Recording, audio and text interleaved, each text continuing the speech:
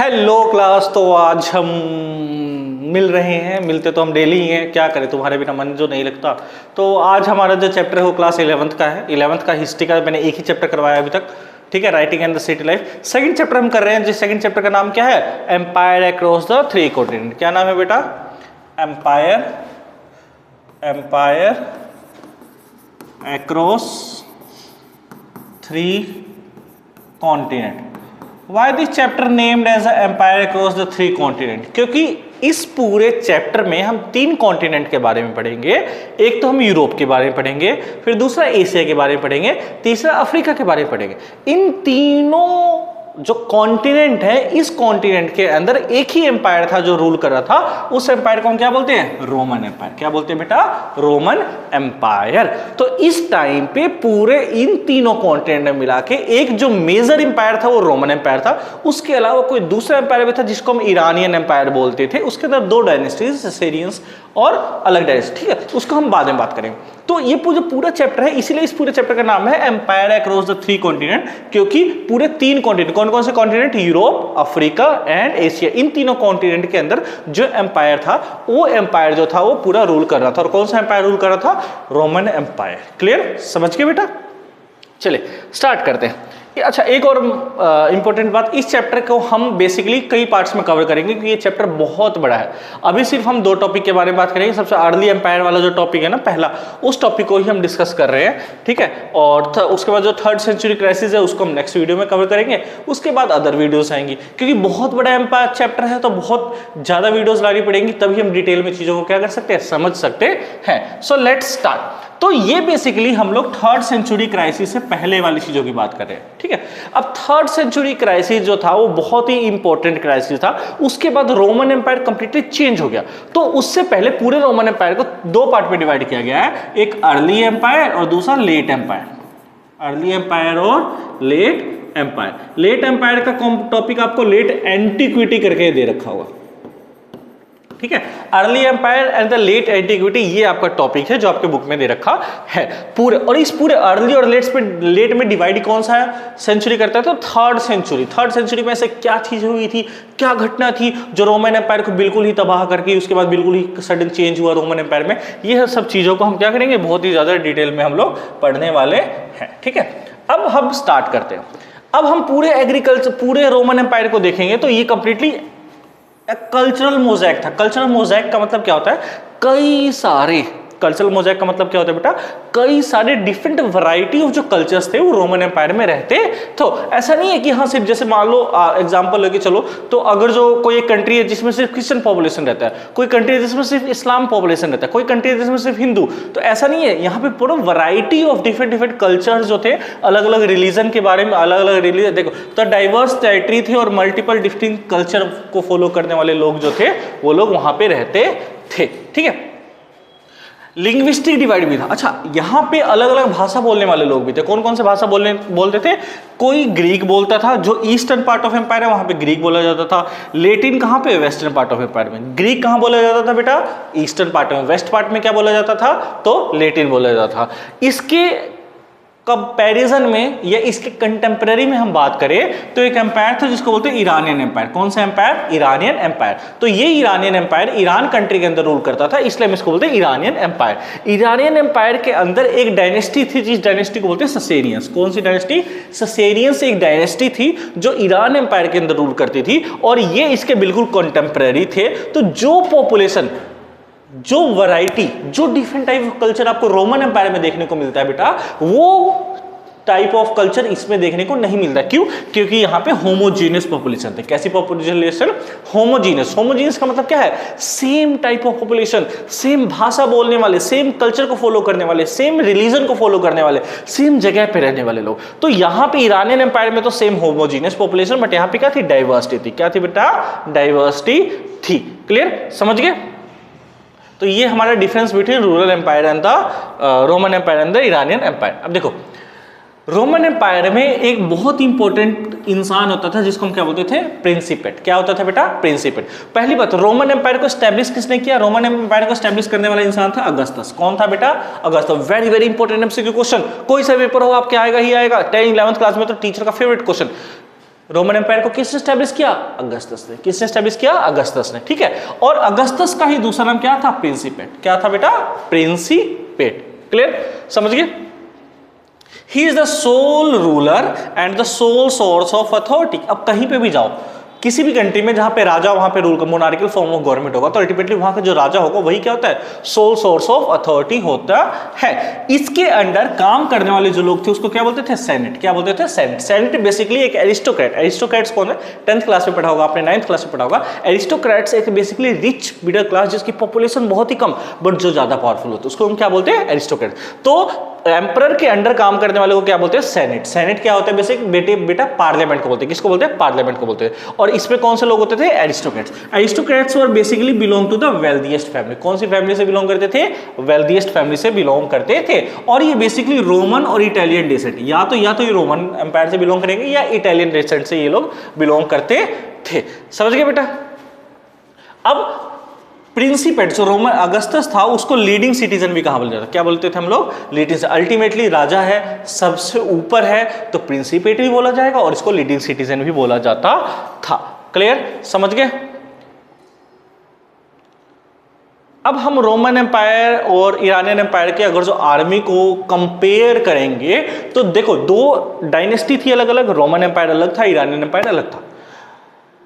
किसी भी एम्पायर को ज्यादा बढ़िया तरह से रूल करने के लिए किस चीज की जरूरत है? अगर जो हमें अपने देश को बचाना है तो हमें देश को बचाने के लिए कौन सबसे ज्यादा मेहनत करेगा? आर्मी वाले। क्यों? क्योंकि वही हमारे देश की बाउंड्री, फ्रंटियर बाउंड्री जब तक प्रोटेक्टेड नहीं रहेंगे तो घर के लोग कैसे प्रोटेक्ट? तो प्रोटेक्ट करने के लिए किसी भी देश की आर्मी जो है वो बहुत ही इंपॉर्टेंट कहलाती है। तो सेम यहाँ पे है, यहाँ पे भी रोमन एम्पायर का जो इंजन जो था, जो मेन चीज था वो कौन था? यहाँ पे प्रोफेशनल आर्मी। अब रोमन एम्पायर को प्रोफेशनल आर्मी क्यों कहते थे? क्योंकि यहां पे 6 लाख पॉपुलेशन जो थी वो आर्मी की थी। कितने आर्मी के थे बेटा? इतने ज्यादा लोग जो थे वो आर्मी में रिक्रूट थे।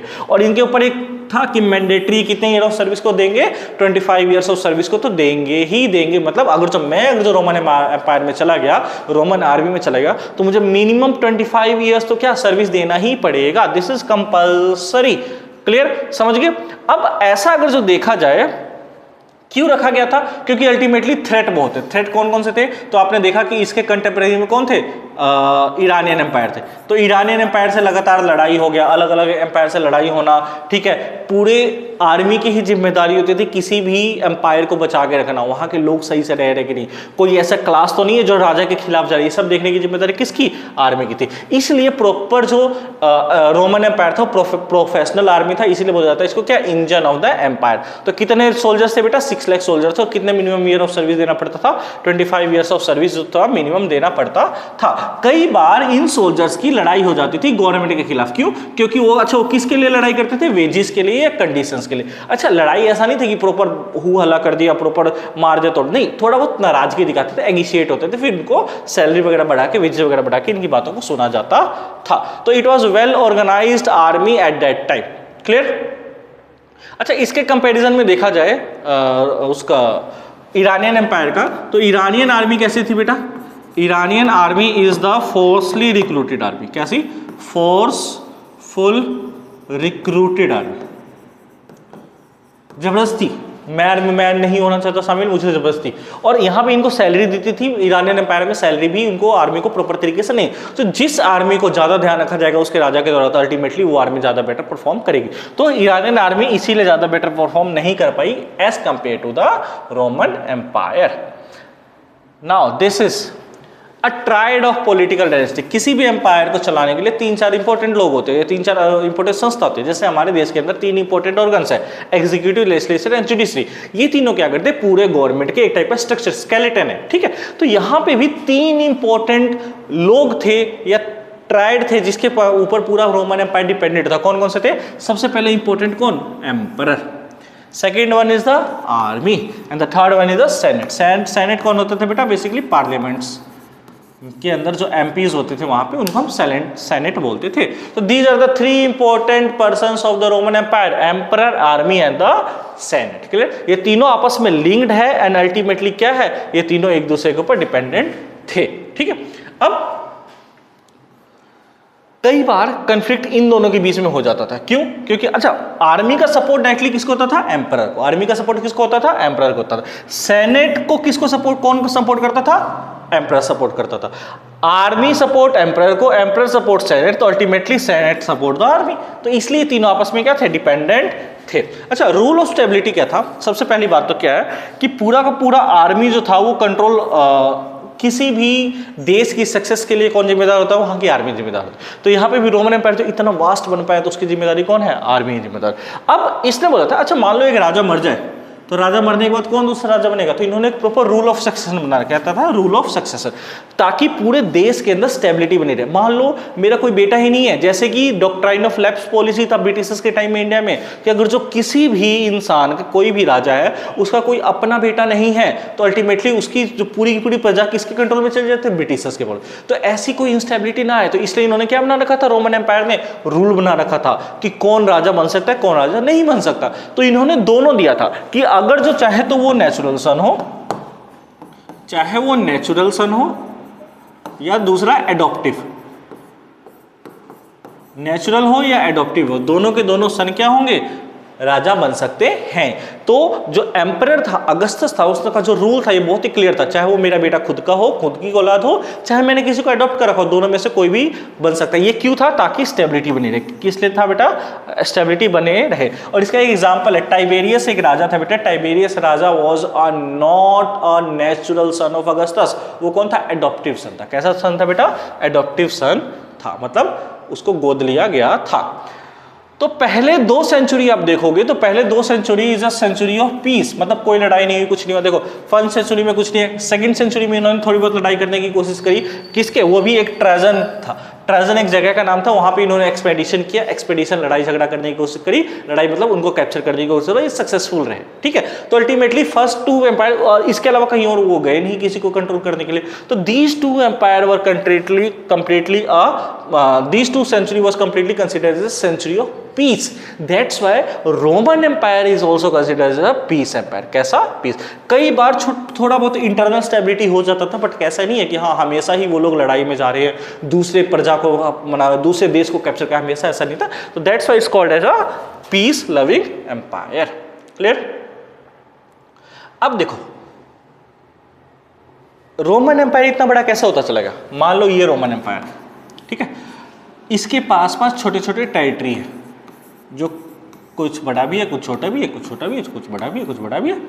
अब ये छोटे छोटे इसके ऊपर डिपेंडेंट है, ताकि ये बड़े वाले इसके ऊपर हमला करे तो अल्टीमेटली कौन बचाए? रोमन एम्पायर बचाए। तो ये तो अल्टीमेटली इसके कंट्रोल में आ जाएंगे। जो बड़े बड़े हैं तो इसको भी कंट्रोल करने का इसको पता है, या तो लड़ाई से मान जाए या किसी और तरीके से मान जाए। तो क्या स्टेप्स लिए इसने ताकि ये सारे के सारे इसके कंट्रोल में आ जाए? तो सबसे पहला क्या था? Dependent kingdom.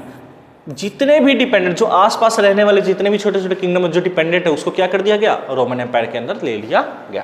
सेकंड, जो उसके प्रोविंसेस थे राजा के, अच्छा जो किंगडम कंप्लीटली डिपेंडेंट था उसके प्रोविंसेस को भी कंट्रोल करा वहां से। फिर तीसरा क्या था? वहां पे टैक्सेस ज्यादा कर दिया गया। टैक्सेस ज्यादा करने का मतलब क्या है? अल्टीमेटली तुम्हें टैक्स देना पड़ेगा। ठीक है, तो ये टैक्सेस देना ही पड़ेगा ताकि, अच्छा एक और चीज है, तुम अगर जो टैक्स नहीं दोगे तो मैं तुम्हारे ऊपर हमला कर दूंगा, चाहे कोई दूसरा हमला करेगा तो मैं तुम्हें बताऊंगा नहीं, तो उसके लिए भी टैक्स पे करना पड़ता था। ठीक है, तो अल्टीमेटली ये 3 तरीके थे, स्टेप्स थे, जिसके द्वारा क्या होता था? ये प्रॉपर तरीके से फेरीफेरी को कंट्रोल। तो छोटे एम्पायर इसके जो इसके ऊपर डिपेंडेंट थे ऑटोमेटिकली इसके अंदर आ गए, और बड़े जो नहीं आना चाहते थे उसको या तो टैक्स लगाकर या जबरदस्ती करके इसने अपने एम्पायर को और ज्यादा वेल्दी और ज्यादा बड़ा बनाता चला गया।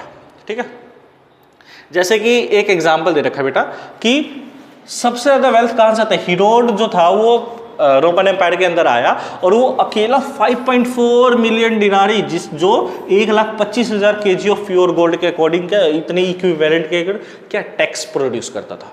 तो देखो एक छोटा सा किंगडम है, इसको रोमन एम्पायर ने अपने कंट्रोल में कर लिया और आते ही वो कितना ज्यादा वेल्थ देने लगा रोमन एम्पायर को। ठीक है, तो ये एक तरीका होता था जिसके द्वारा क्या चीजें आगे चलती थी। And this is the last slide जो आज हम कर रहे हैं, इसके बाद हम कल नेक्स्ट स्लाइड में आपकी वीडियो आएगी।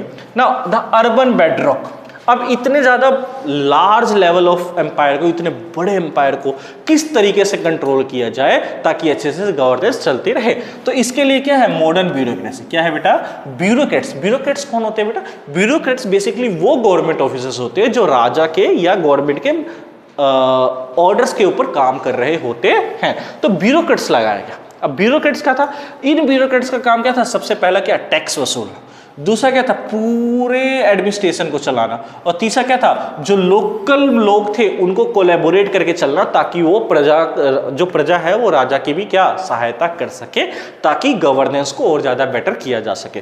तो ये जो ब्यूरोक्रेट्स है, ब्यूरोक्रेट्स ने बहुत इंपॉर्टेंट रोल प्ले किया। मान लो मैं राजा हूँ किसी जगह का और मैंने किसी एक्स पर्सन को बोला कि भाई आप नो इस जगह पे जाओगे और आपका यहाँ से क्या टैक्स कलेक्ट करना। तो ब्यूरोक्रेट्स अगर जो ईमानदार होगा तो अच्छे से टैक्स कलेक्ट करे। तो इन्होंने ब्यूरोक्रेट्स को ज़्यादा क्या ताकतवर बनाने के लिए, ताकि 60 मिलियन जो पीपल है उनको गवर्न किया जा सके, उनसे टैक्स की वसूली करी जा सके, उनको अच्छे से एडमिनिस्ट्रेशन दिया जा सके और वहाँ के जो लोग हैं उनको समझाया जा सके कि भैया हम आपके लिए ही काम कर रहे हैं, हम आपके खिलाफ काम नहीं कर रहे हैं। So these are the basically a thing जो क्या हो सके। अच्छा, कई बार रोमन एम्पायर में रहने वाले किसी गाँव के जो अपर क्लास है वो जानबूझ के भी राजा की सपोर्ट करते थे ताकि राजा उनके ऊपर क्या थोड़ी बहुत दया दृष्टि दे दे या थोड़ा बहुत दान वगैरह दे दे ताकि उनकी जो धौस है ना वो जमी रहे। ठीक है, so this is all about the Roman empire जो आज हमने किया है।